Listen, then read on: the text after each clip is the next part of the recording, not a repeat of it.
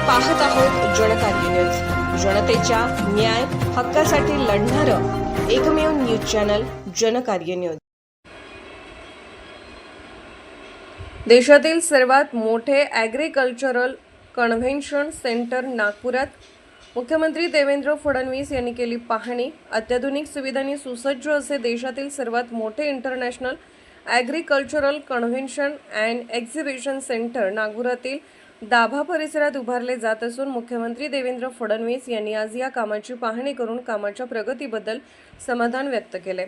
कृषी प्रदर्शनाशिवाय अन्य प्रदर्शने, परिषदा याकरिता कन्व्हेन्शन व्हेन्यू म्हणून हे सेंटर जगभर ख्यात होईल आणि नागपूर शहराला एक वेगळी ओळख त्यामुळे मिळेल असा विश्वास मुख्यमंत्री फडणवीस यांनी यावेळी व्यक्त केला।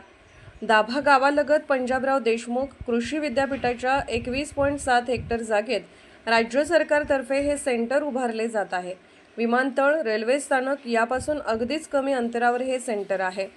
0 माईल पासून या सेंटरचे नंतर अवघे 7.8 किलोमीटर आहे। चारही दिशांनी असलेली कनेक्टिव्हिटी हे या सेंटरचे वैशिष्ट्य आहे। सेंटरच्या बाहेरील भागात लँडस्केप कारंजे राहतील, आतील भागात कॉन्फरन्स व seminar hall, boardroom, dining hall असेल। याशिवाय भव्य पार्किंग या ठिकाणी असणार आहे। दुचाकी, चारचाकीसह बसेससाठी मोठी पार्किंग व्यवस्था या ठिकाणी करण्यात येत आहे। 2000 आसन क्षमतेचे ऑडिटोरियम हे येथील आणखी एक वैशिष्ट्य आहे। येथील सभागृह आकारमानाने देशातील सर्वात मोठे सभागृह आहे।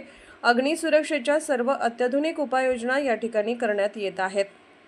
हा प्रकल्प उभारण्याची जबाबदारी MIDCला देण्यात आली आहे। अधीक्षक अभियंता नरेश बोरकर यांनी यावेळी सादरीकरणाद्वारे प्रकल्पाची माहिती मुख्यमंत्र्यांना दिली। सध्या या प्रकल्पाचे 60% काम पूर्ण झाले असल्याचेही त्यांनी सांगितले।